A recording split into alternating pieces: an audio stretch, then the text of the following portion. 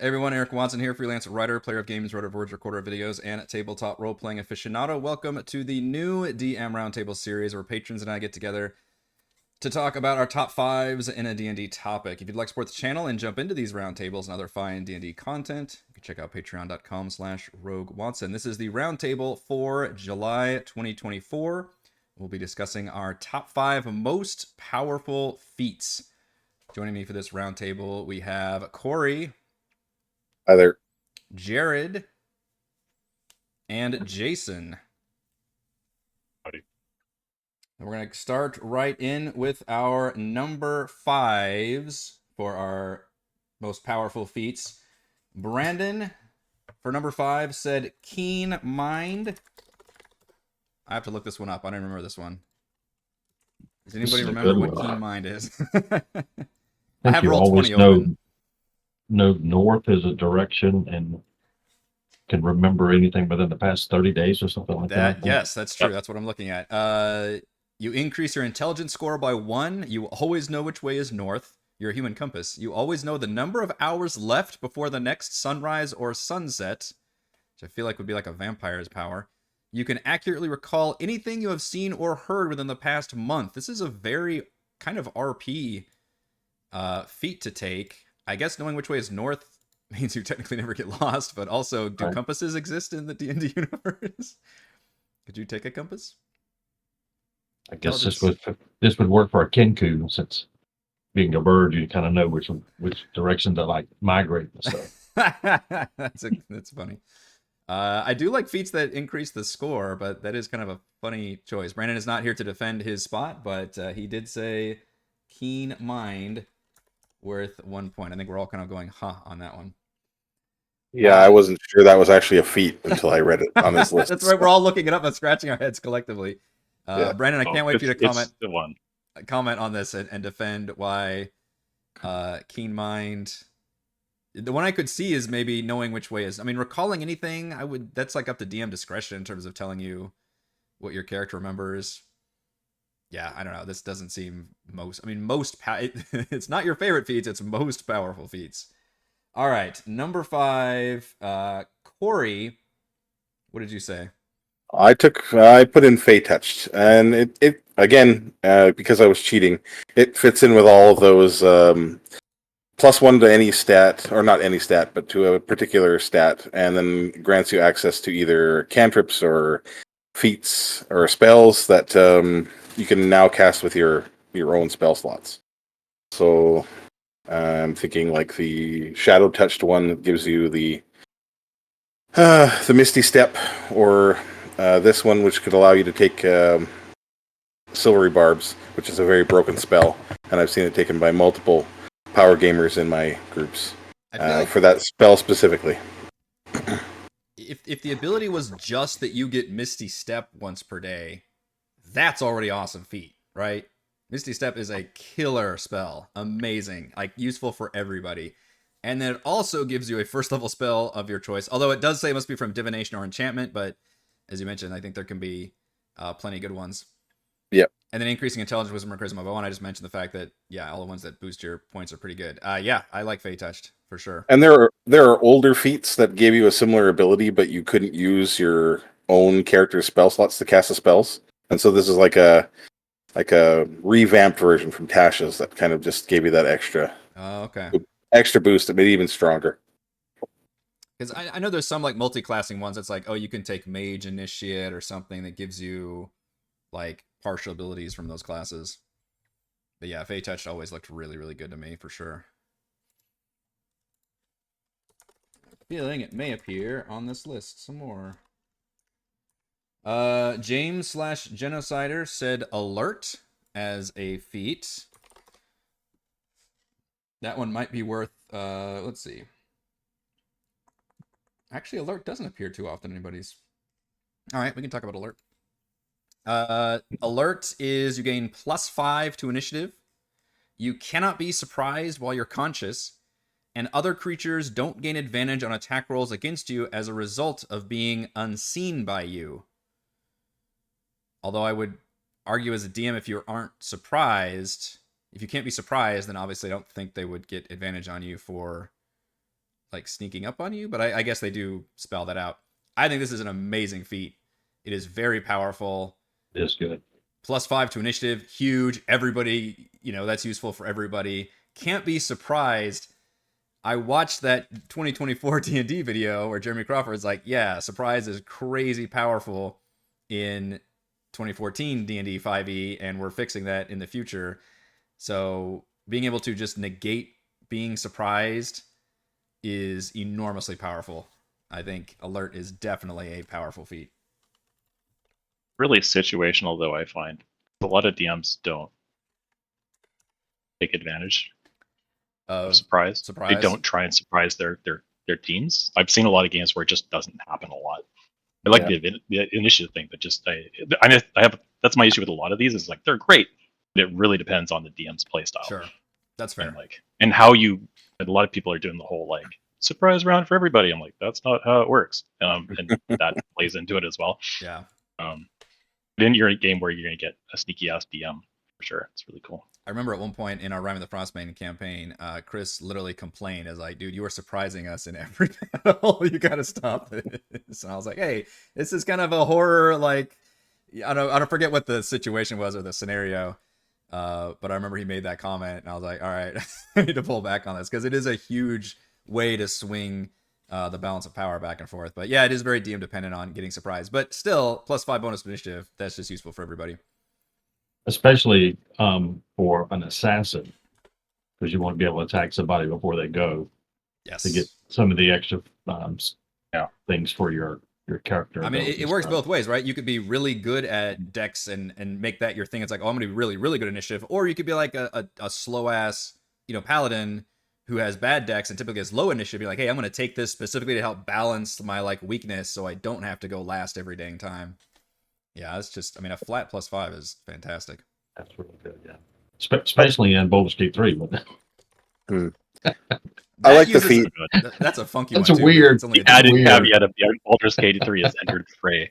Yeah, their initiative doesn't work very good in that game. That's one of my nitpicks. They roll D4s, I think it is. Yes. It's like a 1, 2, or a 3 or something. It's like really yeah. I still don't know how all that works. I'm like, when does this guy get to go? Why?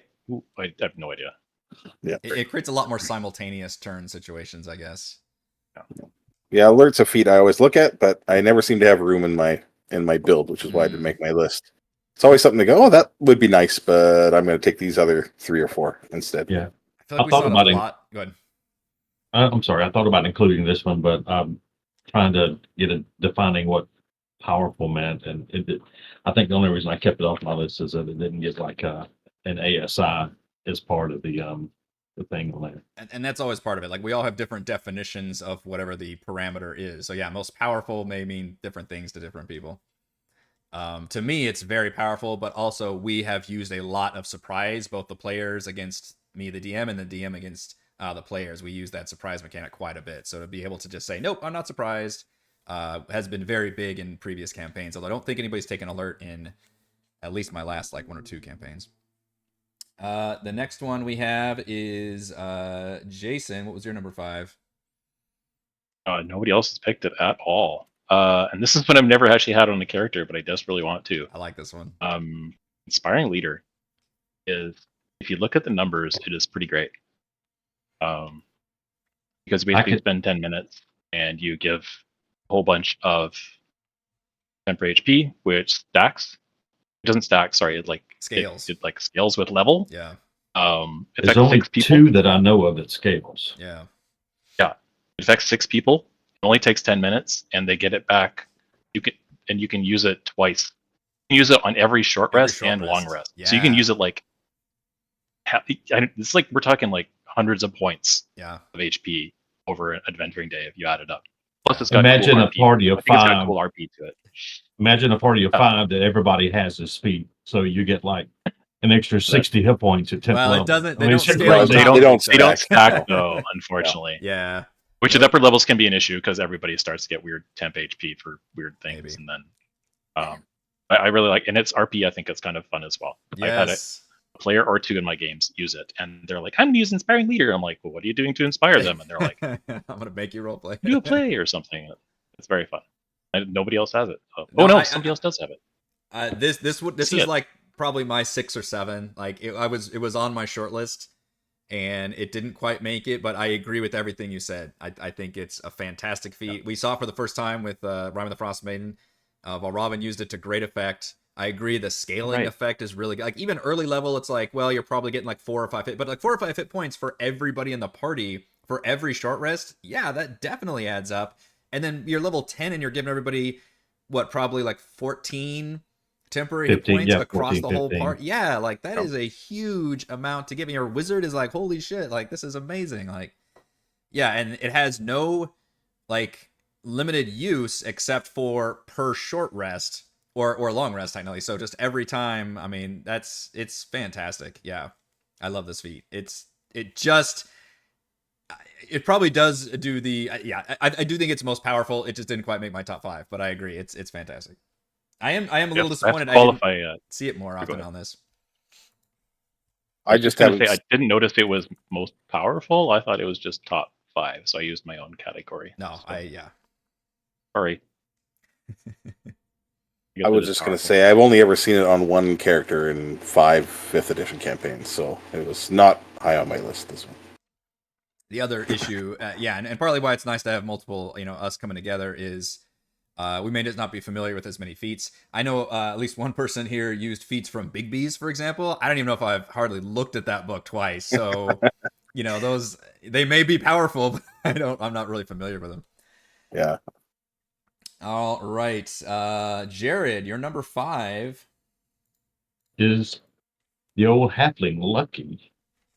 And the only reason it didn't go higher, I think most people have, I'm sure everybody's got this on their list. Yeah. And it's probably a lot higher than I have it. It just didn't have an ASI because, I mean, anybody can use this. It's really powerful because you can actually make a monster reroll, which is kind of different than the Lucky of the halfling. I'd forgotten about that. It's actually pretty powerful. That is the most powerful part of it, because it doesn't matter. You can have terrible saving throws, and Lucky's not going to do anything. If you have a -1 to your saving throw, it's just giving you a second chance. But that making the DM reroll, that's huge. That's huge. Yeah, and you have 3 of them. You have 3 of them for long rest. Like, yeah. You have disadvantage. It's kind of a baked in like silvery barbs, but plus you do have the chance. I mean, what if you do have a +5 and you're just like, oh, I shit the bed and rolled a 2? Like, all right, I'm gonna use my Lucky, and odds are I'm probably gonna roll better this time. Like, it's so powerful.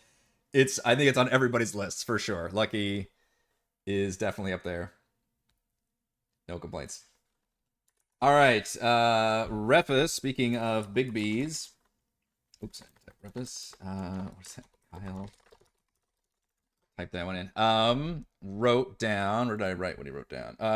Guile of the Cloud Giant.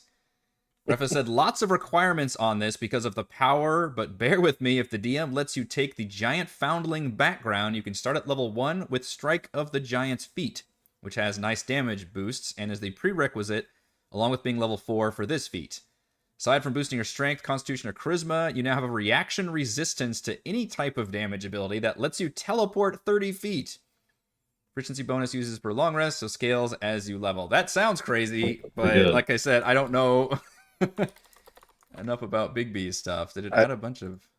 I think the big problem with that is I was looking at some of those feats as well. Like Strixhaven will let you start at first level with a feat as long as you attend the academy. But the chances of that happening in a basic campaign where you get they're really powerful because you get a feat at first level, but I also give my players a feat at first level.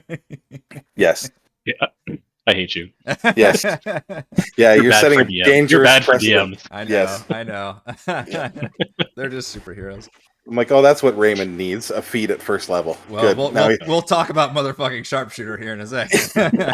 Oh, yeah. We've all seen it. It probably inspired this whole Every topic. second combat, you're like, oh, God. Yeah, you can do how much damage per round?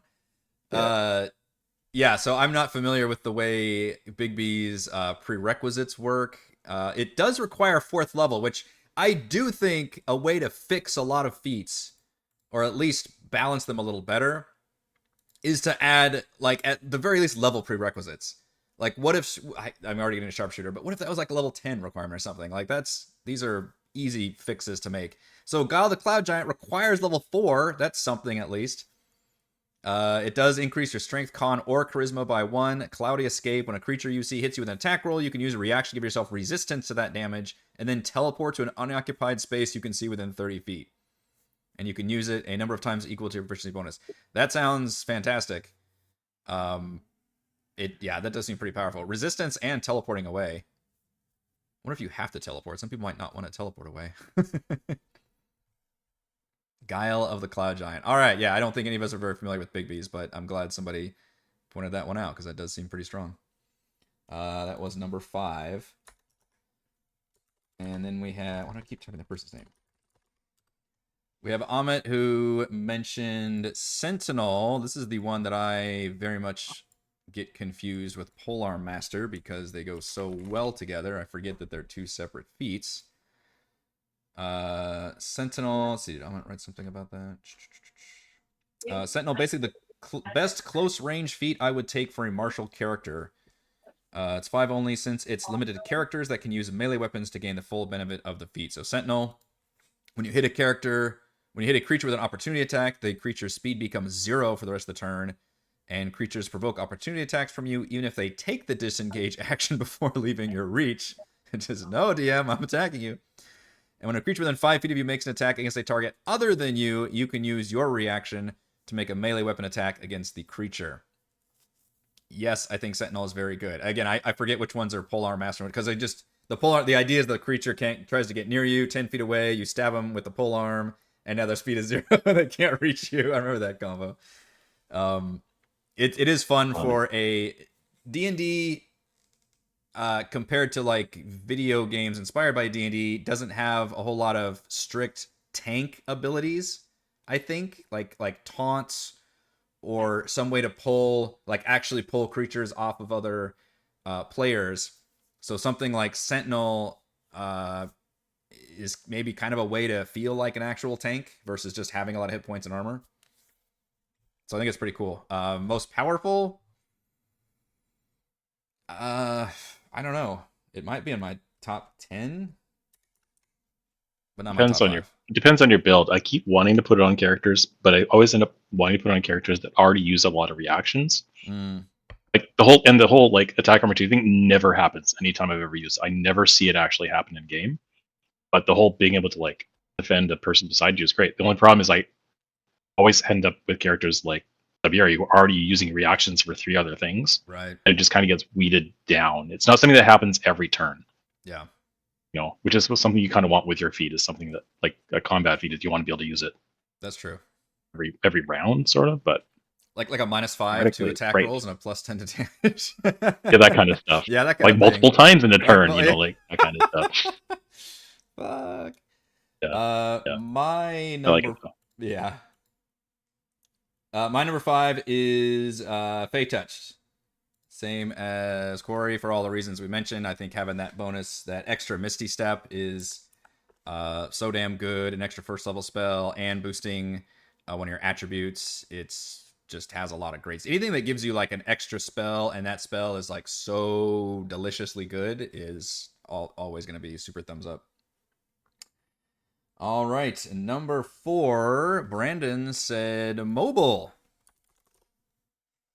The mobile feat, which we have seen before in my campaigns, the one where you attack. Let's see, your speed increases by 10 feet. That's really good. When you use the dash action, difficult terrain doesn't cost you extra movement on that turn. I didn't realize you had to dash for that to actually matter in the feat. The important one, though, is when you make a melee attack against a creature, you don't provoke opportunity attacks from that creature for the rest of the turn, whether you hit or not, which is a really cool build where you can do the hit and run things, monks and rogues, and just anybody who wants to kind of dance in and out of combat. I think that feels really good. Although also rogues have bonus action disengage, so I don't know how well that actually comes into play. I think it's good. I would also disagree, Brandon, though, that I wouldn't consider this most powerful.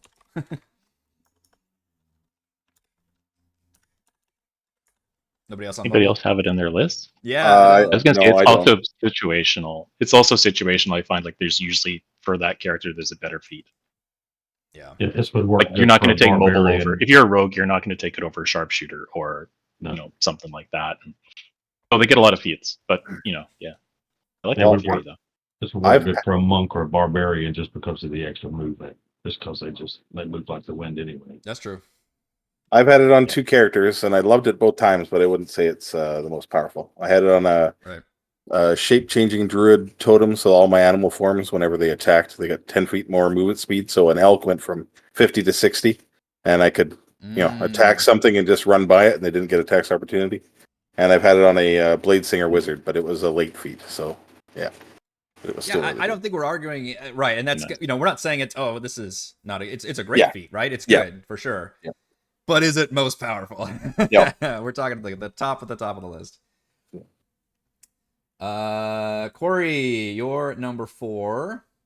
I have Sentinel. You do have Sentinel. And mostly because as a DM, I've had to nerf that feat, and so has my other DM. Just because it's a boss killer. It's, Tiamat, you're fighting Tiamat. Tiamat tries to move away from you. Oh, all you have to do is hit Tiamat, and Tiamat now has no more movement left. I didn't even think about that. Or in my Curse of Strahd campaign, Strahd has legendary actions to move away. Oh, but Sentinel says, no, you can't. I get an attack opportunity when you try and move. And now Strahd is stuck exactly where he is. God, that would piss me off so much. So we nerfed it and put a saving throw attached to it so that the creature was able to make a save and resist the movement thing. Would Misty Step provoke that? That's a good question. Would that bypass the disengage because you're teleporting Step away? doesn't use your it's using your movement, right? Like literally your movement action. It's almost like a force movement. Misty Step doesn't do that as a spell. So you can't use your move action with Sentinel. But if you have anything else that's like a spell, like Misty Step isn't using your movement. Right. Yeah, so you'd be okay with that. But it's still... I think Strahd would have other things he could do if you were pumped up Strahd, like you have to. He could Misty Step or something. But that's a great point about Misty Sentinel being like one of those things that doesn't have a saving throw makes it. It's like Thorn Whip. Like, really?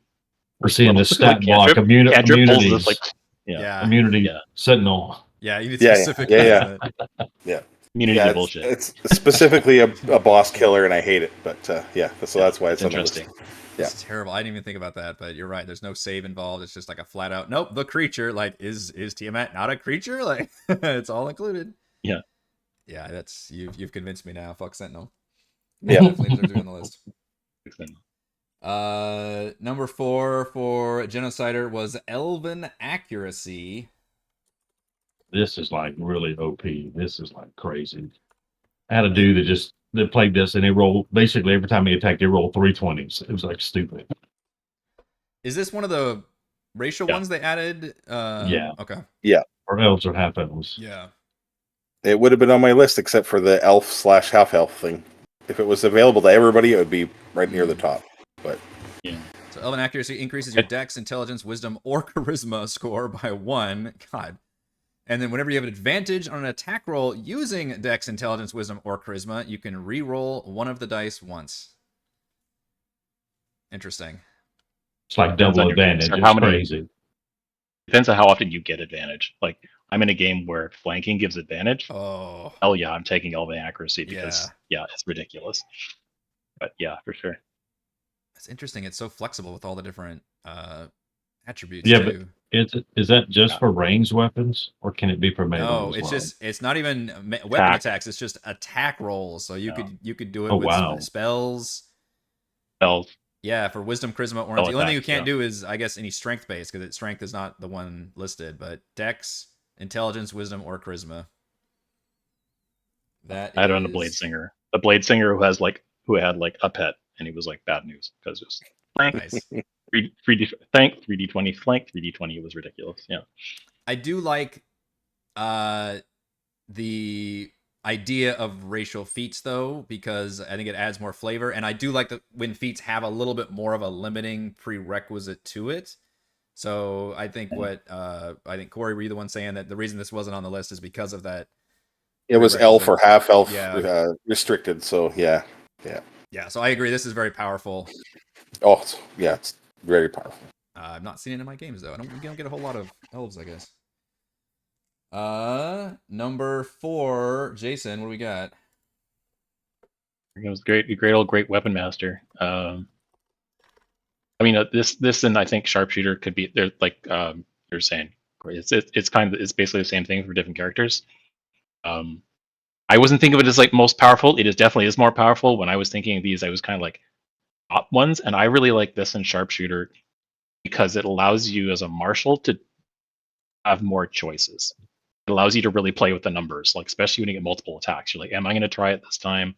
Depends on the AC of the monster, how hurt they are. Oh, in I think terms it of makes turning on the playing -5 to get the bonus thing. yeah. It makes your martial game way more fun. Mm. And I guess more obviously more powerful, but it just makes it way more entertaining when you have that opportunity to kind of like max it out on, especially at multiple attacks when you're higher level, and you're like, I'll use it on the first 2, maybe not on this, and like add it on one with Polar Master as well. So you're like, maybe use it on the backswing, maybe not. So we have more discussions on it because I think other people will have it on there. But yeah, it's great times.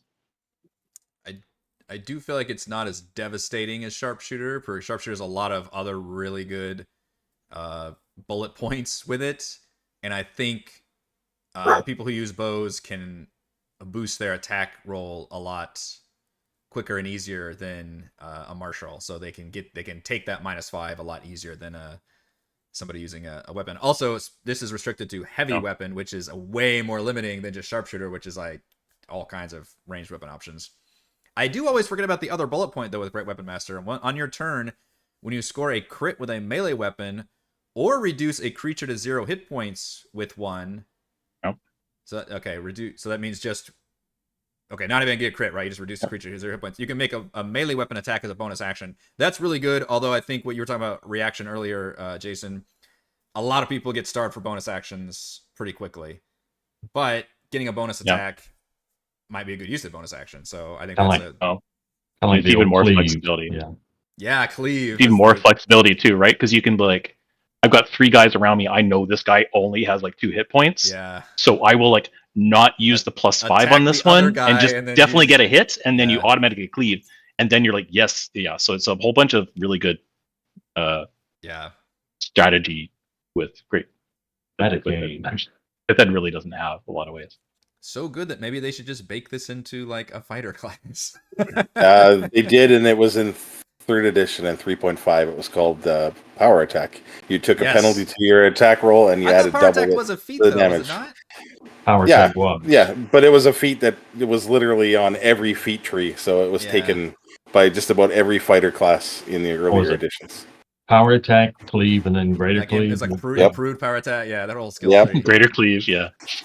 I'm arguing you could even take these feats and just start baking them into like the different classes, and then we don't have to do the feat. I know a lot of people like the feat system, but I don't know. I think it gets when you have some feats that are just so like obvious ones to take, and then others that are like actor or something, where it's like they just get forgotten because you've got these really like optimized feats. It gets trickier, and this one is very powerful. I agree. I think it gets overshadowed by sharpshooter though. But probably look what's at my number 3. Yeah, for sure, no question. Jared, number 4. The rest of mine are.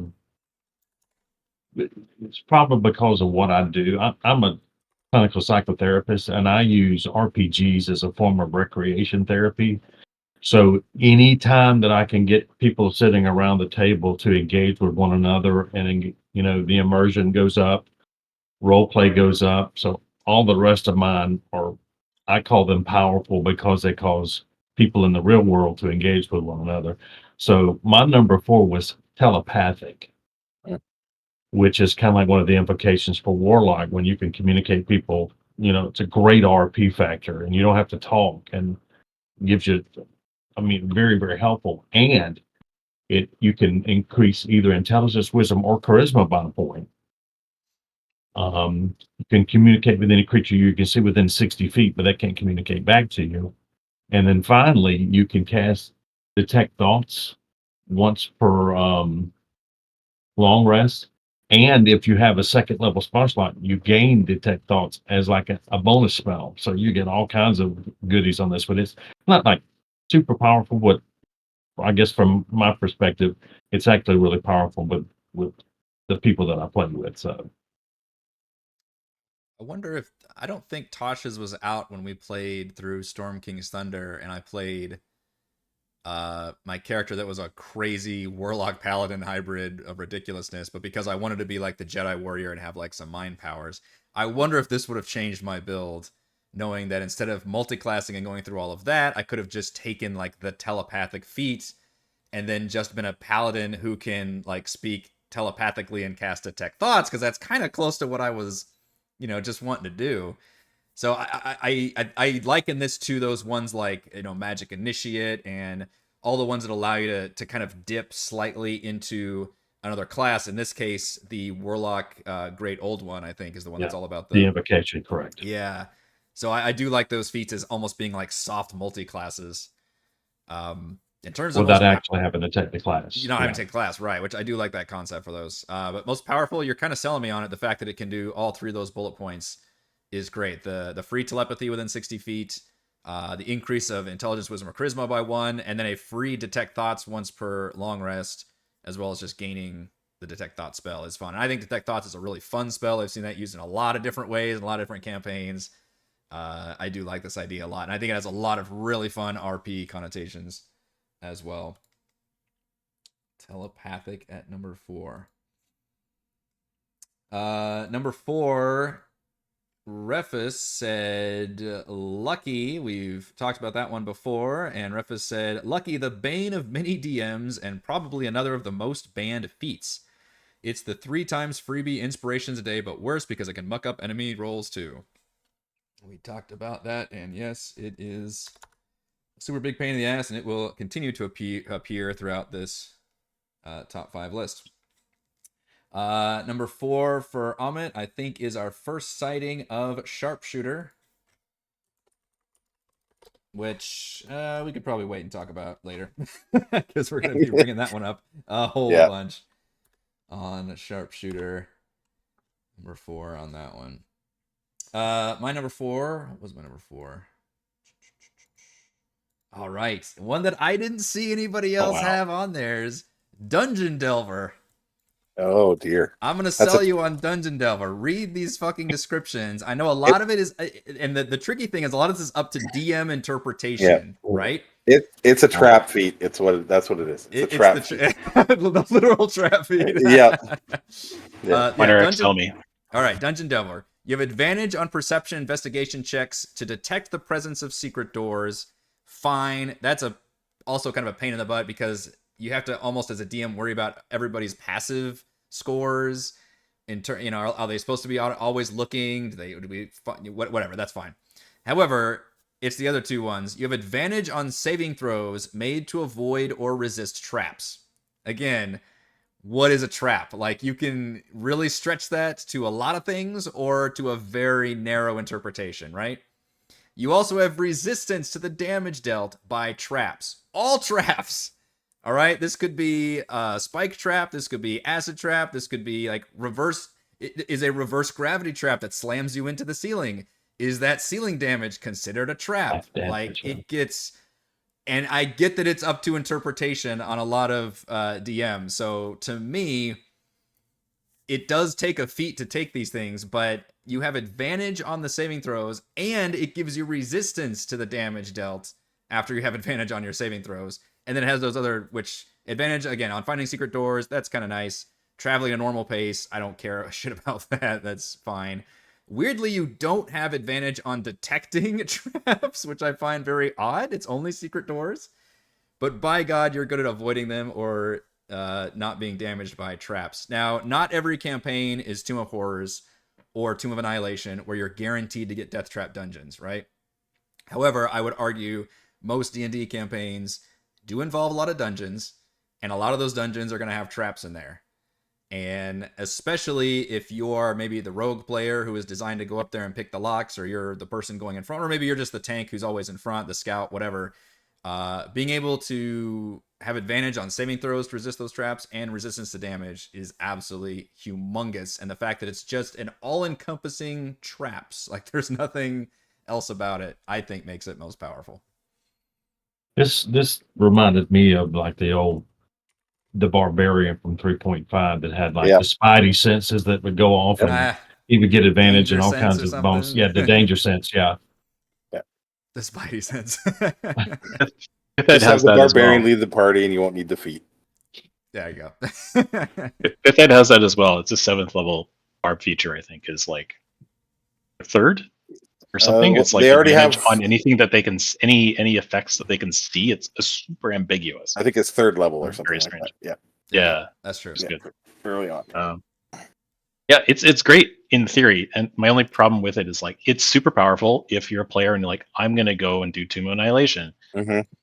Yeah, and it's great, but then it just it was wrecks only powerful. It wrecks the campaign. It like just nukes the hell. It's like what I'm like if a reg was like gonna take, I'm like no, just don't because you should ask Chris how um, powerful he thinks it is because it was completely useless until he hit 8th or 9th level when they got into the tomb. Right? I can't remember him having that effect until then. So he was prepared early on for that. Yeah. Yeah. Also, if you're gonna put it on a rogue, it's almost kind of pointless because rogue takes That's true. Yeah, if they half make to their no damage saves, on half of those effects anyway. Well, that's for deck stuff, right? Specifically. Right. But that's the vast majority of trap. Sure. Not like half of trap stuff, right? So like evasion or something like that. Yeah. What about the poison cloud though? It's Constitution. Yeah. Yep.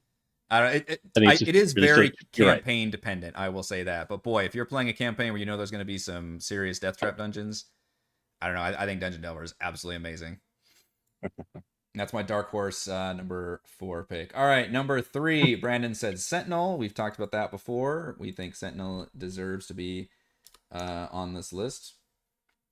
Cory, we've gotten to where you're gonna have to start choosing. Yeah. Okay. Well, I'm gonna drop Resilient, and I'll go for Warcaster as my 3rd. All right. Resilient got added in there because if you're a sorcerer and you already have con proficiency, you don't need Resilient. You want Warcaster. So we'll go with that. And it's just because of the huge amount of spells in the game on all the classes that require concentration. And there's nothing less fun as a player than casting your big spell and thinking it's going to be effective, and then getting poked by kobolds and failing your con save with an 8 when you took less than 3 points of damage. And you know the advantage on the con saves, that +5 makes all the difference. This is the Baldur's Gate thing where like the AI is so good at targeting the dude concentrating on... As soon as Spirit Guardians goes up, they all shoot the cleric. And so if you don't have Warcaster, you're out of luck. So Warcaster is a reminder to everybody, advantage on Constitution saves whenever you have to make that save to concentrate on a spell. You can also perform the somatic components of spells even when you have weapons or shield in one or both hands. That is, I think, pretty DM dependent. I personally don't give a shit about people having to like... Everybody raise your hand if you're a DM who cares. Right. I care. Do you care? We got one. Do you like Solasta? I would care, but I just never Solasta keep cares a lot. Oh my god, Solasta. I like that game. Yes. Solasta pissed me off because I was great. like, fuck, I gotta ditch my paladin was like constantly trying to cast spell. I gotta constantly put my shield off and on. Like that's such a pain in the butt. So that's funny. That just kind of says, yeah, you don't have to worry about that, which is what I already do as a DM. And Warcaster also allows you to cast spells as attacks of opportunity using a reaction still. So that's also a cool effect. And with the new blade spells, Green Flame Blade and Booming Blade, it's great when you have somebody walking by you, your cleric, and they draw an attack of opportunity, and you whack them with Booming Blade, and then they take extra damage as they wander by. Oh, because it's movement based. Yeah. This is one of those that I feel like should just be like a level up perk of a spellcaster versus having to take this as a feat. It feels so, which I think probably does make it most powerful, right? It feels so almost obvious critical to a pure spellcaster that like, oh, of course you would take Warcaster at some point during your progression. That I think it should just be part of a class instead of having to take this feat because it's so helpful. I guess it's not perfect. There was one in like 3rd edition that was like, because I think you used to like provoke attacks of opportunity just by casting spells in melee in older editions. Yep. And then I think there was like a Warcaster type feat that was like, you no longer do that. You would have to announce I'm casting this defensively, and then you Yes, that's right. And then you'd have to roll, I think, too, right? Oh, To cast offensively. Yeah, It depends on if you're playing D&D or Pathfinder, I guess. that's true. Yeah. So I can't argue with that. I do think this one is pretty damn powerful. Advantage on concentration. One of those things that's very DM dependent. I played in games where I was a player and I watched like the cleric have to deal with this all the time. But for some reason, when I run games, I'm very like I'm not like Baldur's Gate 3. I just automatically target the spellcaster unless it's monsters that would know to do that. And I find it's just not that often when it's actually the case.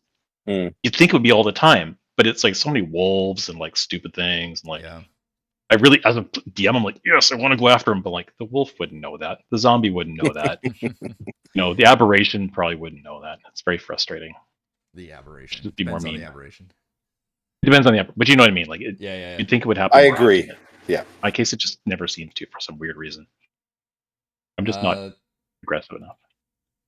Genocider for number 3 said telekinetic, which is different than telepathic. This is the one that it's forced movement. They get a save, or you can move them around. Yes, this is a 5-foot push. Raymond had this in Rime of the Frostmaiden, I believe. That was the first time we'd seen it, and it was used to great effect. I think he used it just about every fucking turn. Yep. Raymond is, he's the reason for a lot of these feats on people's lists, I think. That man is a mad genius. I feel sorry for you, Eric, when you're... He's always concocting the plans. Yeah. So very quiet about it as well. Increase your intelligence, wisdom, or charisma score by 1. You learn the Mage Hand cantrip just for free, which Mage Hand, I believe if you go back and look at our top 5 cantrips, pretty fucking high on that list as well, right? Yeah. And it's also invisible. Fuck, you get the invisible Mage Hand? Damn. I guess that's how you manifest your telekinesis. All right, that makes sense. All right, but the fun thing is, as a bonus action, you can shove creatures within 30 feet of you. They do get a saving throw, unlike Sentinel, so at least they figured that shit out here. Yep. And it's a bonus action to do it. But yeah, with his particular build, which was an Artificer, he didn't have a whole lot of bonus action stuff he could do, right? So it was like, I'm just going to shove people constantly. And that man is a mad genius when it comes to just being able to move a creature. My whole party actually just loves moving people around to great effect. Move creatures 5 feet toward or away from you, which is very fun. I think this is a really fun feat. It's very thematic. It does feel like you've got some kind of very weak, telekinesis powers. Mage Hand obviously has a ton of things that can go on about it. Being able to shove as a bonus action is a lot of fun. Especially in light of not having any proper psychic classes or subclasses quite yet. I guess they had like Psi Knife and whatever the fighter one was later on. But I think there's some cool flavor you can do with some of these abilities. Most powerful? In the right group, in the right context, with like area of effect spells that do damage every time you're exposed to them, maybe. But it's kind of dependent on builds and whatnot. I feel like this one actually feels decently balanced to me. It is strong because it does have the ASI 1, the cantrip, and the shove. I think if it only had 2 of those 3, it would feel super balanced.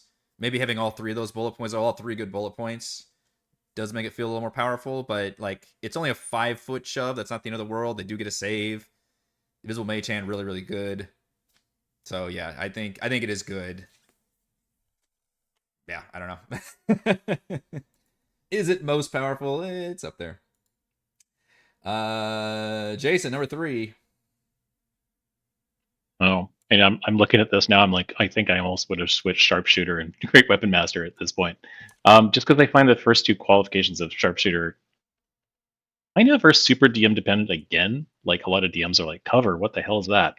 Well, it becomes fuck all about cover once your only ranged person is using Sharpshooter, because then I'm like, oh, I guess I'm never going to bring up cover again. Well, for sure, but you would only take...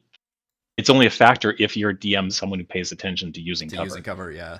You know what I mean? Like a lot of DMs like, I'll just let you shoot through 3 characters. It's right. Totally fine. And then other ones are like, I'm like, nope, you're going to get soft or whatever. And the long range thing, like, never happens unless you're like using a very short range.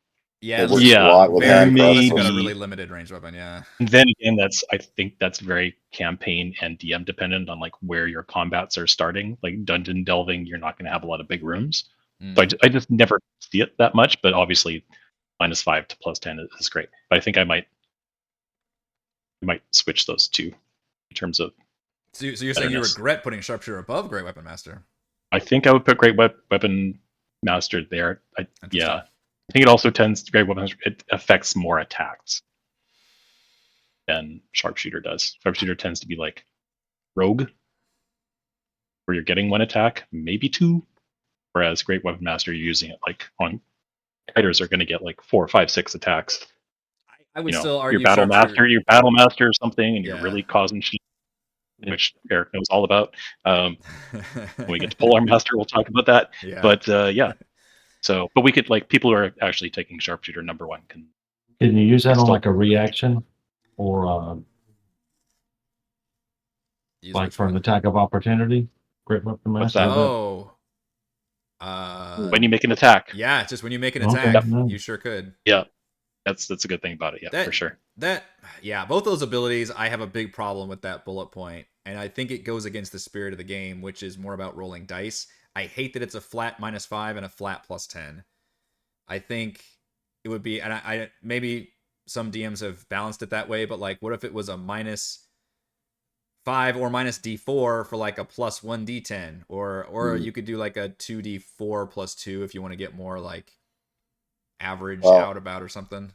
Go ahead, Cory. They're on my list, and we haven't talked about my homebrew with that, but we've already gone back to 3rd edition, where it's just you take your proficiency bonus, subtract that from your attack roll, and you get double your proficiency bonus on damage. And so eventually it gets to -5 +10 at high levels. Yeah. And then eventually it gets to +6 or -6 +12. That's how we run it in our group now. Well, we had to nerf it.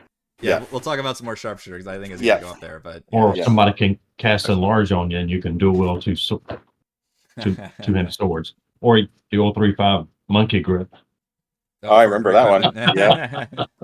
Yeah.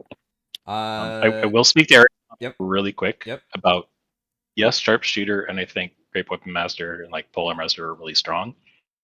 I think that's needed. I think marshals and rogues don't get enough, especially higher levels, to do enough damage or have control over like what cool things they can do. So I'm kind of okay with that. I do not disagree. Yeah. I understand the frustration with certain characters that are like super min-maxed, and you're like, they just did a lot of damage. I'm like, that wizard back there just did 30 damage to like 8 different characters. Yeah, no, that's very true. I can understand it when Zaburi goes up and like does 100 damage in a round, but that's pretty rare. The wizard just did 160.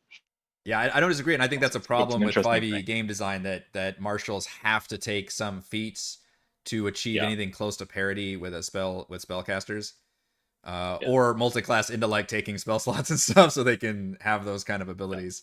That's kind of a separate argument than most powerful feats, but I definitely don't disagree that they kind of need to take these abilities. That being said, I still wish there was some kind of like once per turn limitation, like a lot of the like monster ranger, monster slayer, or there's some other abilities I can't think of that specifically say, or like a sneak attack where it specifically says, hey, this procs once per turn.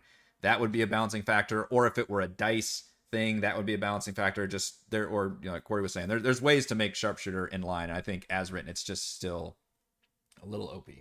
But we'll talk about that some more as it pops up. Number 3, Jared. I had Inspiring Leader. We talked about it. It scales. It's one of the few that scales with you as you go along, and it helps with RP and group cohesion. So, the feats that have awesome combat implications and are fun to roleplay, like, come on, those are like the fucking best feats. Like, yeah, Inspiring Leader is fantastic. Your guys are really selling me on. I think we need a top 5 best role-playing feats. Best role-playing feats on the next one. Yeah, and then I would have included some of those for sure. Yeah, I think so. Yeah. Number 3 for Refus used. God, this must be from Fizzbands. It sounds like Gift of the Gem Dragon. Gift of the. I think Refus is in UK time. Otherwise, you'd be joining us. Gift of the Gem Dragon says increases intelligence, wisdom, or charisma. I'm reading his thing on it. Then it's like Hellish Rebuke and Thunderwave had a baby. 2d8 force damage reaction and force is rarely resisted. Plus, it punts them back 10 feet. Used near a cliff for hilarious results. I love his write-ups. Proficiency bonus uses per long rest, so scales as you level. That also sounds like a great ability. Unfortunately, I don't know much about. Where is this from? Yeah, Fizban's Treasury of Dragons. It has no prerequisites, unlike the Big B's one. Oh, Cory's breaking out the book. He's like, what the hell is this? Yeah. Gift of the Gem Dragon. And so it does have the ASI increase, and the thing is called Telekinetic Reprisal. This looks very in line with a telekinetic character. When you take damage from a creature that is within 10 feet of you, you use your reaction to emanate telekinetic energy. They must make a save. And on a failed save, they take 2d8 force damage and pushed up to 10 feet away. Like he described, Hellish Rebuke plus Thunderwave. Although I guess a single target Thunderwave. Yeah, that's pretty fun. Hellish Rebuke is obviously a very fun ability. Thunderwave, by pushing them, is a fun ability. Most powerful. It's pretty good. Just reading it. Reaction, yeah, I guess I'd put this one pretty high. And it does scale for a number of uses. I do like that they changed that at some point. They tied a lot of usage things to your proficiency bonus, which is a nice way to scale. The fact that you can only use something twice early on, and then by late game using it 3 or 4 times per long rest. So yeah, that looks pretty good. But unfortunately, I don't think any of us are super familiar with this. Gift of the Gem Dragon. Amit said skilled. Which is... Where did I put your stuff on it? Skilled, while not a popular choice at most tables, I think this makes for a great starting feat, again, for any class. Being able to add some proficiencies early on to help balance out skill sets can always be useful. So skilled is the one... You get another proficiency? Is that the one? You get 3. Oh, 3. Skills. 3 proficiency skills. You can basically turn any character into a bard or a rogue, or a bard or a rogue. You turn them into a skill monkey like that, or a cleric with a knowledge domain. So, I feel like Jason mentioned that on the alert feat, it's hard to like find a space for a feat. This is one of those. It's like, oh yes, it'd be really good, but also there's so many other things I could specialize and make my character versus just generically getting better at a bunch of skills. Maybe for parties that have fewer players, you'd want to cover more ground. But maybe if you had like 5 players and you were all different classes, you'd probably already have those. Because these aren't saves, they're skills or tools. So presumably you'd have all those things. Unless it's you're in a death trap dungeon situation. It's like, oh, I really need to shore up like having athletics and perception and all that for every character. I don't think it's most powerful, though. Definitely don't see it's... Yeah, well, that's the thing. It's like top skill, maybe for like top 5, just for like fun's sake. Yeah, sure. Yeah. Most powerful. Especially since so many skills are like not situations are not game breaking. Yeah. You know what I mean? Like it rarely busts your game to script a skill roll. My number 3 was alert. I've seen that used very effectively in my campaigns because I am a DM that uses surprise a lot. And just having a player say, nope, I'm not, is very, very powerful for that player. But the fact that it also has the bullet point of giving you just a flat +5 to initiative is very, very good. So to me, that does make it a top 5 feat on the most powerful list. All right, we're up to number 2, and I think we've actually talked about most of these already. Brandon finally gave us a very powerful... No, I'm breaking your balls, Brandon. Sharpshooter at number 2. It's worth 4 points. Sharpshooter's going to start racking up the points. Cory, what was your number 2? I put Lucky in there for the same reasons, but making monsters re-roll or having the character that has the AC of 27... the only way he can get hit is with a crit, and when you roll it, him telling you, re-roll that, please, and then, yeah. It's a silver bars problem, right? Like, you can't ever crit that player, and... So they just don't take damage for the rest of the campaign, and you want to... Yeah. I will say, for some reason, I haven't seen Lucky used very often in my games. I don't know what everyone else's experience is with Lucky. I don't know if everybody just collectively sees that and you're like, this is too broken, or if we just all it's not very exciting. It's hard to fit as a character. I'm about to take it as a feat for one of my characters in the game, but I'm like, how do I fit this in RP wise? And I was like, maybe she has the favor of like a god of luck or something. Like what makes there's no some control of philosophical and or exist. What's the word? I'm not sure. We're looking like episode whatever. There's no like you require reason for lucky to be a thing. Like, why would your character be lucky, right? Yeah, like, and all of a sudden at 8th level for no reason, you're lucky. Yeah. Yeah. So, I think it's hard for people to work in there. Drop that on a halfling, so you never have to use it for rolling a 1. Yeah, halflings have their own lucky thing, right? I don't know if where you get to that's when we get to reroll a 1, right? You get to they never can fumble. Yeah. Yeah, the halfling fumble is a 2. Yeah. Yeah. That's lucky is pretty fucking good. I think we all agreed on that. Let's see, we're on number 2s. Genocider also said lucky at number 2. So that suddenly goes up to an 8. That's our current leader. Jason, number 2. Polar Master. This is kind of a troll pick a little bit because it's not as universal. It's not as universal as Sharpshooter or Great Weapon Master, but I think in terms of like most powerful, the ability to get an extra attack as a bonus action, especially with someone who's using a polearm who's probably using strength. So that's D4 plus 3, 4, 5 is huge, especially if you stack that with like Xavier, like someone who's using Battle Master or something else on top, or Great Weapon Master or something on top of that is just ridiculous. And the ability to hit things that are coming within your range of 10 feet and possibly knocking them down before they even get to you, especially with a Battle Master, you're like, you got close to me? No, you didn't. You're tripped. Yeah. Like it is just, and it's so much fun. It is so much fun for like manipulating the battlefield and like moving around. And with polearm means you've got 10-foot range almost all the time. Yeah. So it's just, you are just, Jediing the battlefield. It's great. I wish, I mean, again, I wish this feat were just baked into, which they are doing weapon things in the new edition of D&D. But this is what reminds me of like, I wish every weapon had a cool fucking signature thing it could do, because this is such a cool fucking signature thing for polearms. So polearm master, as a reminder, if you're wielding a polearm, which they define as glaive, halberd, quarterstaff, or spear, not tridents, by the way, you can use a bonus action to make a melee attack with the butt end, and that melee attack does a D4. Granted, you might have better bonus action use, but it's always good to fall back on always having a move that you can do. And guess what? Yeah, that procs all of your fucking other stuff that happens on a hit as well.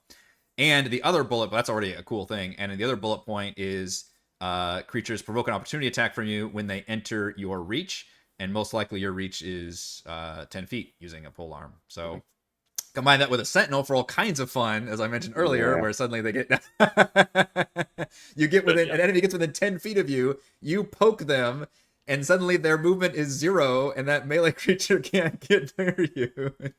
It does take 2 feats to set that up, though. I love Polearm Master. I think it's fabulous. But this is the one, Jason, where you mentioned earlier that, like, hey, I feel like marshals need to take some of these feats to try to keep up the arms race with wizards. And this one, to me, didn't make my list of most powerful, because I do feel completely that way with this feat, where it doesn't feel like it's most powerful to me. Instead, it just feels really cool, thematic, and well balanced for a character that is wielding a polearm. Now, if you combine this with some of the more powerful ones like Great Weapon or Sentinel or something, then that's when it starts feeling a little more OP and just super powerful to me. But I think just on its own, in a vacuum, I think Polearm Master is fabulous, but to me doesn't quite make most powerful to me.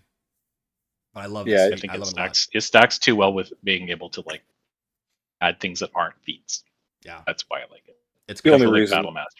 Battle Master stuff, or if you're a champion, you got like way more attack to get 20s on. Yeah. It's not pulling other feats. Well, I guess it would be too if you had Great Weapon Master. You're like, that's just what I'm saying. Yeah, it does combo really well. Yeah. Yes, that's a feat. That's on top of it for sure. The only reason it wasn't on my list is because I've only ever seen it on fighter builds. I've never seen anybody else take it. So it's one class, basically. The one that gets the extra 2 feats above everybody else can fit it in. But you're not going to see it on a rogue or, anybody else. So. Yeah, that's fair. Yeah.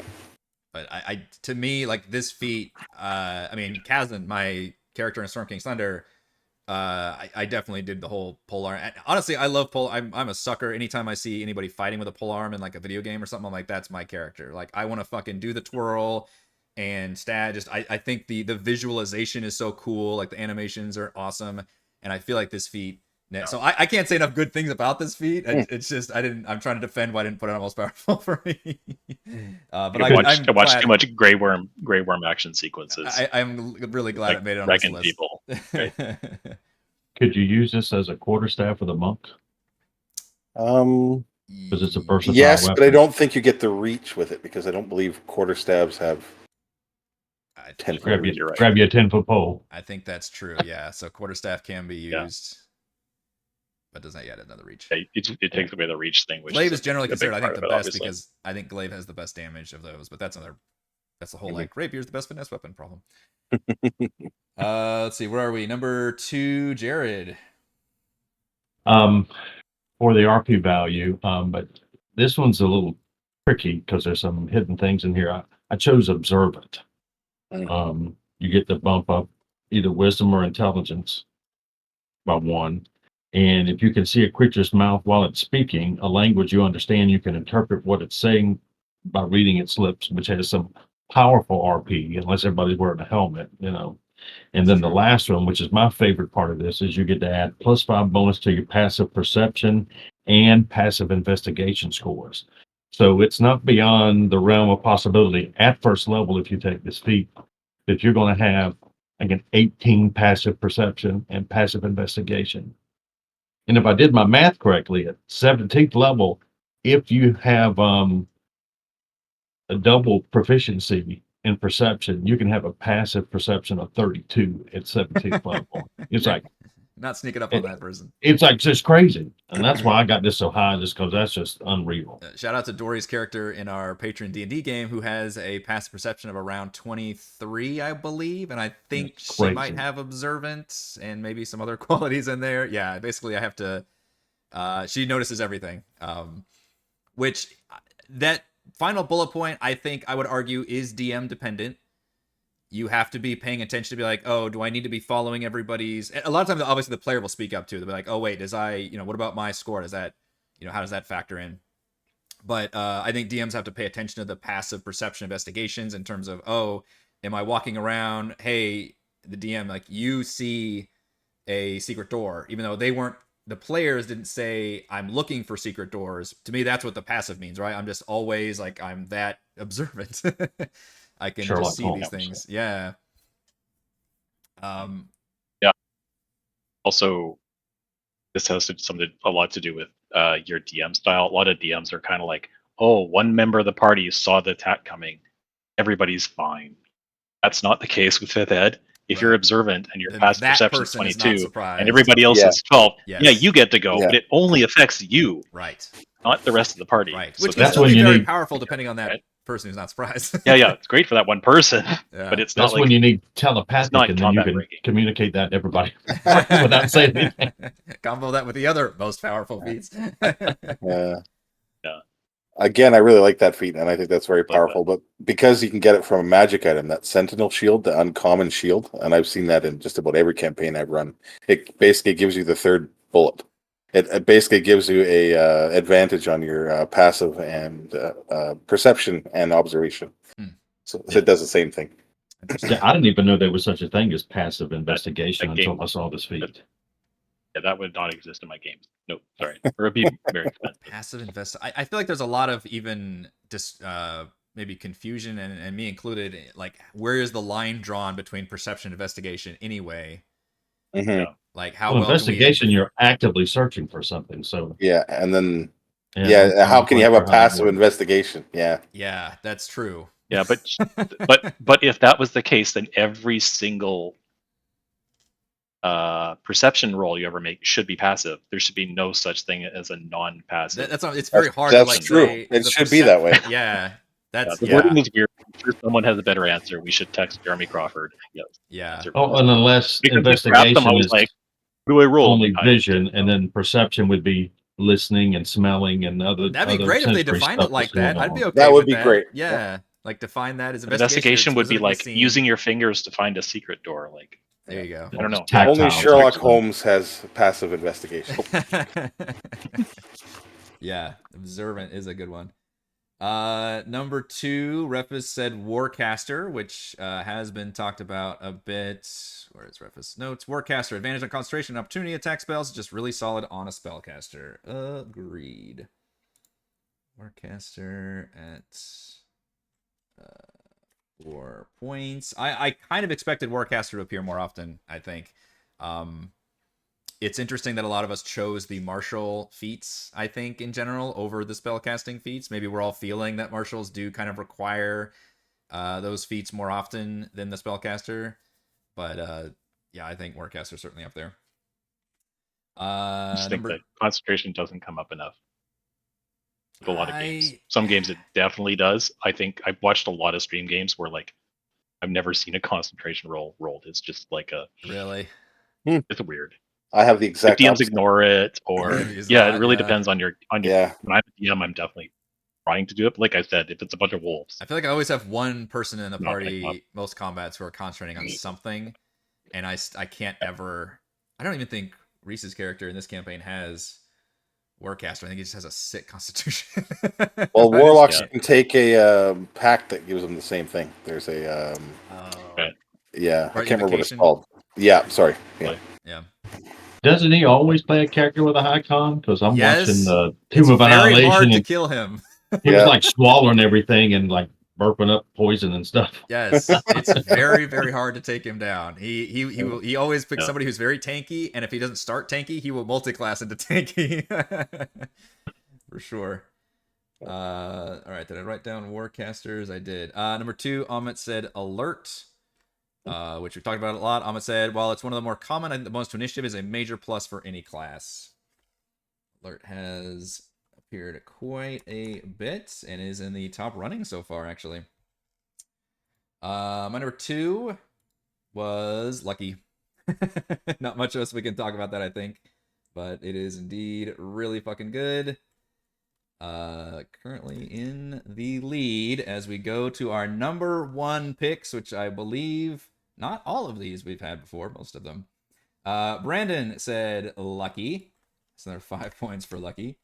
Cory, what was your number 1 most powerful feat?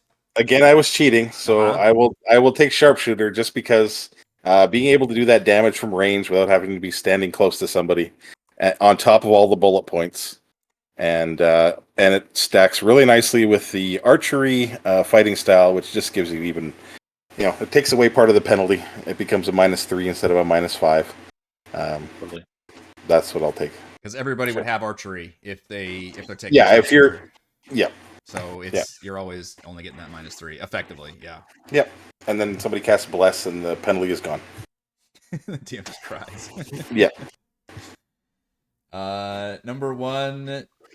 I wanted to ask you also, Sharpshooter, what was your rebalanced homebrew version? I think we touched on it earlier. So we just went back to 3.5 where you used to only be able to take a percentage off of your attack rolls to add a double that to your damage. So we just tied that in our campaign and every campaign going forward to your proficiency bonus. So if you take the feat at first level, you get -2 +4. So it's an extra boost of damage, but you're not one-shotting every single goblin that you come across. And it scales. Yes, and then as it goes up, there's always improvements, and it gets even better if you ever play into the 17s and 18s when you get that +6 proficiency bonus. Wow. For 12 extra damage. It actually scales more, yeah. I actually really like that balance. That's good. Yeah. It requires a little more math. Is that a way to... Yeah, but you only have to do it once at least, right? Yeah.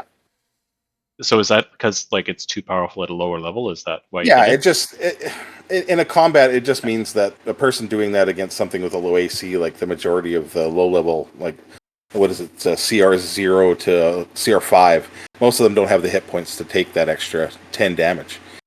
And so they just become, that monster is basically just put into the encounter for the fighter to kill on his turn. or the archer to kill on his turn. Whereas everybody else will have to hit it twice or maybe even 3 times to do the same thing. Yeah.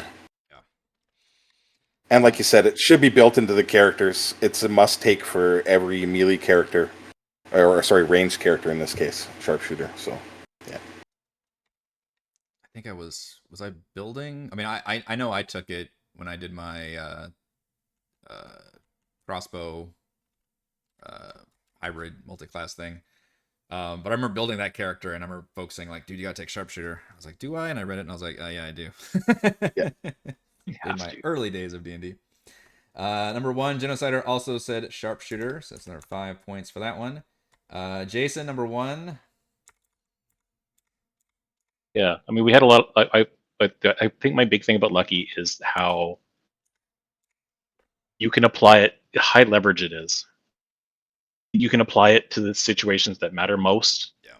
Both ways. Like, oh, I just got critted by a dude that I know does 8d8 damage. No, you didn't. Yeah. It's like it's so, and D&D is so like that. Yeah. You know what I mean? It's so based on like 1 or 2 really big things and like a huge saving throw, or I don't know why they gave it really 3 like that. 3 uses. Yeah, I think once a day would have me. been enough. Once a day. I mean, you're taking a whole feat. Give me a once a day, get out of jail free. Yeah. Where I can either have myself make a really critical save that I need to make, or avoid this really nasty attack coming at me once per adventuring day. I think that would have been fine. It would still be a pretty good feat, but 3 times per long rest, I think, is a bridge too far on that one. Or at least nerf it like short or long rest. Yeah. That would limit it a little bit too. Something. The argument against this is that nobody takes it. It's weird, isn't it? People take Right? Lucky So all like the time. we're on all my seeing how campaigns. powerful it is. I have never had a player take it. I have a player that takes it that was like every 7 years every ago, campaign he plays. He's always got Lucky as the Yeah. first one. My character's always lucky. What can I say? I've had multiple campaigns where more than one person has had it, and so then the DM's facing 6 rerolls a day. So there's just no crits. So it's awful.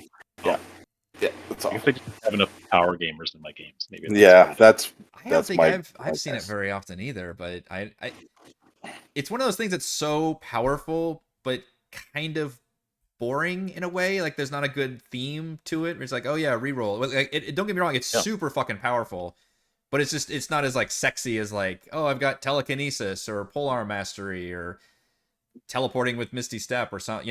Maybe that's part of it. I don't know. But That's what I was saying. Like, if you can make it part of your character as an RP thing, then I think it could be really interesting. Yeah, you're the domino of the. I bet you guys with guys who are taking it probably aren't. They're just like Lucky. No, it was not going in with role playing in mind. They were literally taking it to see me glare and be angry behind the screen. That's it. I think this was a character. Wasn't this feat in 3.5 that had 3 uses? I think they just carried it over from the older editions. I'm trying to remember. I don't know if I remember one from. Gives you free rerolls. Yeah. I think it had 3 charges to it. So. Jared, you've got a dark horse pick at number 1 that has not appeared on this list at all. That's always exciting. I guess I'm doing. I forget. I'm new here, and You're on an island. I can't remember. Yeah, the last go around, there was somebody that was like mold, earth, and shape water. She had something to say to everybody else. Angle. When I saw your picks, I was like, "You're doing Lumpy Spud's angle." We were giving her so much shit. And I may be metagaming this outside in the real world, but I was reading some paper or listen, and that the average campaign doesn't go over like 7th level.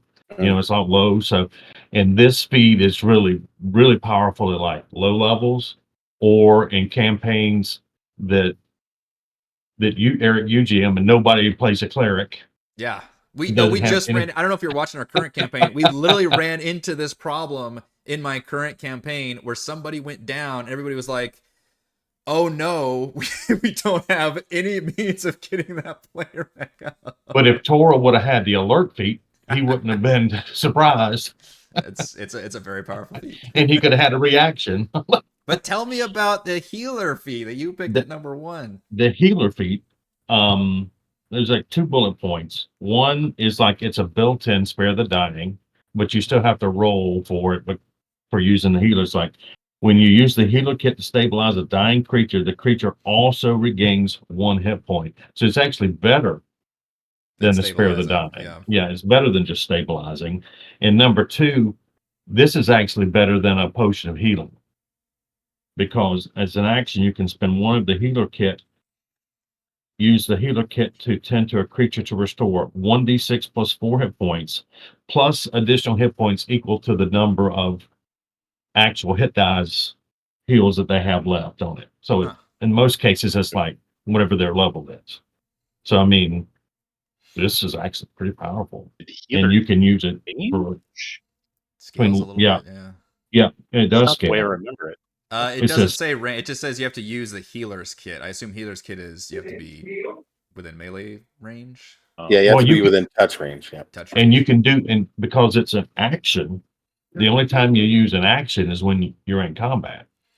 So you can actually do this while you're in combat. Yeah. Right. And use it, looks like every short rest. So it does have some limitation, but you can't regain hit points. Well, actually, the creature can't regain hit points from this feat until it finishes a short or long rest, but you could use it multiple times if multiple creatures went down, I guess. Correct. And I had to reread this a couple of times, and that's the only, because it says plus additional hit points equal to the creature's maximum number of hit die. So is that their level? Yeah, I would assume that that's their level. Number of, why wouldn't they just say level? Yeah, exactly. Yeah. Like you have Unless 1 hit day per level. Monsters don't have levels. Ah, there you go. That's right. Unless For all this the could monsters. be, Monsters it could be maybe your dying mode.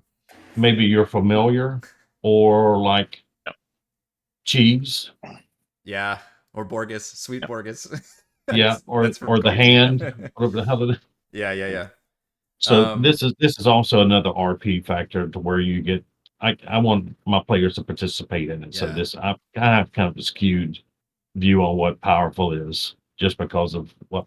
Well, like you said about the game for. Like in a low level campaign, this is particularly useful. Also, would argue in a low magic campaign, if you're running a world that does not have a lot of magic items or is not giving out potions of healing like left and right, I guess they call it like gritty or low magic.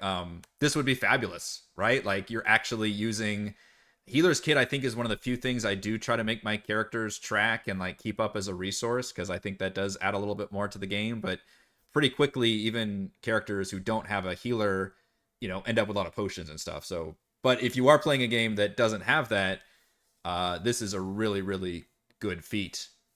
I house rule healer's kits with charges. I'll let you use a healer kit. They have charges, don't they? They have 10 charges, I think. I think they come with 10. I've always played it with 10. Yeah. And another thing to consider is how much do you charge a player to buy a potion of healing in the local maid shop? Was it 50 or 100 gold? I think they're 25 gold. Yeah. Oof. Okay. That's off the top of my head, though. Healer's kit costs 5 gold pieces. So I mean, you're the guy selling the healer's kit. You're like, look, man, those guys over there, 25 for the right here. It's kind of like taking the old 10-foot ladder and breaking it apart to get 2 10-foot poles and then making a gold over every transaction. It's basically cure wounds, right? 1d6 plus 4 means it's a cure wounds by a pretty good cleric. Oh yeah. Now the D6 it's only a first level spell slot, but then it adds the level. So the hit down. Yeah. I guess it depends on how you interpret what that means. Yeah. I think we nailed it, where it's technically level, but creatures don't have levels. Don't see too many goblins carrying a healer kit. True. Not too many. Versus the potions. It should though. It would be funny. I am doing this next time. Yeah. Great. Yeah. Like a little shaman goblin was like, just like a war movie where they've got their medic, because they can use their bonus actions like dash or run away. Yeah. Pick someone like run away. That's amazing. How would that players make your like eyes just bug out too when they see like the guys just reviving each other on the battlefield? Just like, what is happening? Now we got a coup de grace all the enemies. This is insane. We don't need undead fortitude. That very first one of last lines of Found Delver. Yeah, I admit I have forgotten about this feat, so I'm really glad we had this discussion, because now that I'm reading it, it is very cool. It's very thematic. I like it a lot. Whether or not it's the most powerful, I mean, I think I would have to see it in a game for me to make that decision. And I think for my games, it's probably not, because I don't run gritty low magic campaigns. I tend to start throwing stuff at my party pretty quickly. And so it was only in like the beginning of our Call from the Deep campaign was a great example where, it's very early game. My players didn't have any resources and they were like, holy shit, we need to start looking up like the healer's kit rules to figure this out. That would have been very, very helpful for that. But other than that, like very first quest chain, which was Sinister Secret of Saltmarsh, once we got out of that, like they never really worried about that factor anymore. But if I were running grittier campaigns, then I think this would be way more powerful. So like a lot of feats, I guess it becomes like DM dependent. situational. Yeah, Dungeon Delver was very much that too. So it just kind of depends on what kind of game you're running. So, or if you have a cleric that doesn't like to cast healing spells, take this and they could just use all the offensive I would spells love and still to be able actually to heal. play. I've thought about playing a character. One of my favorite characters of all time is Dr. Cox from Scrubs. I would love to play just an asshole like healer. So I'm always thinking, well, I guess I'd be a cleric, but like specifically like just super atheist, super just grouchy, but like a very good doctor who like heals people all the time. And I would take like something that's like the healer feat, which would be like, all right, I'm just really good at using like the healer's kit, like be an actual medical doctor versus casting spells. I think that would be a really interesting player build. Number 1 for Refus was Sharpshooter. Throw it on the pile for being wow. top of the list. Yeah, Sharpshooter. 1 point winner. The bane of many DMs and probably one of the most banned feats, along with its great weapon master counterparts from Refus. I've never understood people saying Rangers are bad. I've had multiple Rangers in campaigns, and when they get this feat and pass those initial levels where -5 is a big deal, they became absolute DPS monsters, frequently dealing 3 times more damage than any other PC. Oh, and ignoring cover and long range disadvantage too, so you can be 600 feet away with a longbow, shooting someone in 3/4 cover normally. Yeah. I will say, I think we mentioned this before, the range thing does not come up very often in D&D 5th edition. Just we're all thinking in terms of grid maps. It's very rarely where it's like, oh, I'm going to look across the battlefield and snipe this person. It's just not really a factor unless you're using a very limited range crossbow or something. Yeah, but the other 20 doesn't. Yeah, sorry, go ahead. Yeah, and for sure, yeah, Virtual Table doesn't really lend itself to those big ranges. But the other 2 bullet points absolutely cover. Just denying your DM for mentioning cover. And if you all watched my Call of Duty campaign several times early in that campaign, I was like, oh, this person has cover, this person has cover. And every time I was like, no, I don't fucking care about that. Yeah. I got Sharpshooter. So now I just don't even care about cover anymore, even though I should, because I've also got like Toral shooting, Eldritch Blast and stuff. And then, yeah, the -5 +10 is just super problematic because there's no limitation to it whatsoever. It procs multiple times in a battle, and of all the different classes getting their modifiers, it's so easy for you to get that flat +2 with the archery fighting style that very quickly that -5 just does not matter very much. So, ouch with Sharpshooter. Amit, however, adds another one to Lucky at number 1. So that suddenly gets a huge boost. What did Eric say? Number 1 was Sharpshooter for all the reasons I said. Granted, I probably have recency bias, being on the DM end of getting my ass kicked by Sharpshooter quite frequently. But I think the problem is that it has all of those multiple bullet points. It does several things very, very well. I would always put Sharpshooter above Great Weapon Master because Great Weapon Master is specifically limited to heavy weapons and melee, whereas there's just not a whole lot of limitations to using a ranged weapon with Sharpshooter, and I just can't imagine anybody who at all preferred using ranged attacks not taking Sharpshooter is that critical. So to me, that is the most powerful feat. And I'm not alone. So we have our numbers for our top 5, although it's real fucking close between number 1. If we did the math right, and I'm hoping I did, there's just 2 that are way ahead of everybody else. Lucky is number 1, most powerful feat overall, with a total score of 30. This is assigning 5 points to first place, 4 points to second place, etc. And then right behind it at level 2 is Sharpshooter with 29 points. That's insane that it's that close. I hope I did everything correctly there. I might need y'all to help me find number 3. Alert. Is Alert at 8. That is such a gap. The top 2 are just in a whole nother stratosphere, which is maybe saying maybe they're the only 2 that are actually broken, that they're so fucking high. 30, 29 to 8. Then it looks like 7 is Warcaster. Warcaster, yeah. Interesting. Warcaster only appeared on the list twice, but they were high enough that it did become number 4 on our overall list. And then number 5, it looks like we have a 6. Sentinel, yeah. At Sentinel. Okay. Okay, so Sharpshooter's great. Great Webmaster is also great. Great Webmaster has 2 points. This is some hogwash. I want. That's why I wanted to put them together, because it's healer and observant. Every fighter that's taking a melee weapon is probably taking Great Weapon Master. It should be 3. Personally, I think. Yeah. Or 2. Hell, telepathic time. Yeah. It's an interesting list to come up with. Gift of the Gem Dragon beat it. Right. Oh dear. I've never even heard of that. Damn you, Revis. You were our wild card pick this time. Yeah. Every time we do this, there's one that does that. Yeah. Well, that just tells me I need to pay more attention to like Fizbins and Big B's, I guess. All right, so our top 5, after all is said and done, according to our limited sample size here. Number 1, Lucky with a huge bullet. Number 2, Sharpshooter, right behind it with 1 million votes. Then there's a huge gap, and we get to Alert at number 3, Warcaster at number 4, and Sentinel at number 5. Those are our most powerful feats according to our very strict scientific method that we are used here. I think that's going to bring an end to this DM Roundtable.